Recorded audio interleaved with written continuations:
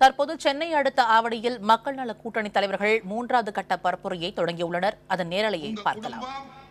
டெல்லியில் உச்சநீதிமன்றத்தில் வழக்கில் இருக்கிறது. உங்க அம்மா மீதின் வழக்கு, உங்க சகோதரின் மீது வழக்கு, உங்க தாய்மாமன் மகன் மீது வழக்கு, எல்லார் மீதும் வழக்கு, எல்லார் மேலும் கத்தி தொங்கிட்டு இருக்கு. இது ஒரு கட்சி. இன்னொரு கட்சி இப்பொழுது ஆண்டு கொண்டிருக்கிற கட்சி, அந்த கட்சியினுடைய பொதுச் செயலாளர் சகோதரி, அன்பிற்குரிய சகோதரி செல்வி ஜெயலலிதா அவர்கள், அவர்தான் முதலமைச்சர். அவர் வருமானத்திற்கு அதிகமாக சொத்து சேர்த்ததாக வழக்கு. ஒரு நீதிமன்றம், கர்நாடக சிறப்பு நீதிமன்றம் சிறை தண்டனை வழங்கியது.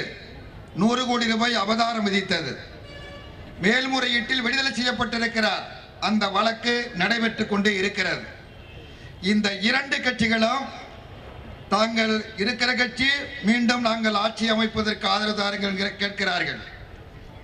போனவர்கள், விரட்டியடிக்கப்பட்டவர்கள் நாங்கள் மீண்டும் ஆட்சிக்கு வர வேண்டும் என்று விருப்பம் தெரிவிக்கிறார்கள். இந்த 2 கட்சிகளும், ஒரு கட்சி ஆளுகிற கட்சி மக்களுடைய வரிப்பணத்தை கோடிக்கணக்கான ரூபாயை செலவு செய்து விளம்பரம் செய்கிறது.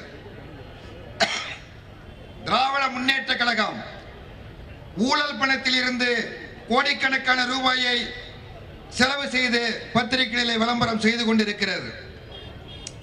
இதற்கு போட்டியாக இன்னொரு கட்சி, நான் தான் முதலமைச்சர், என் மகன் தான் முதலமைச்சர், அவரை ஏற்றுக்கொண்டால் என்னோடு யாரு வேண்டாம் சேரலாம் என்று சொல்லுகிற ஒரு கட்சி. அந்த கட்சியும் இந்த கொள்ளையடித்த கட்சிகளுக்கு, திமுக, அதிமுக, அந்த 2 கட்சிகளுக்கும் ஈடு கொடுத்து, அதுவும் பத்திரிகைகளிலே முதல் பக்க விளம்பரம் கொடுக்கிறது, தொலைக்காட்சியில் விளம்பரம் கொடுக்கிறது. ரொம்ப அற்புதமா இந்த பையன், அது ஒரு ராஜா விட்டு கண்ணுக்குட்டி, 2 ராஜா விட்டு, அது ஒரு ராஜா விட்டு கண்ணுக்குட்டி.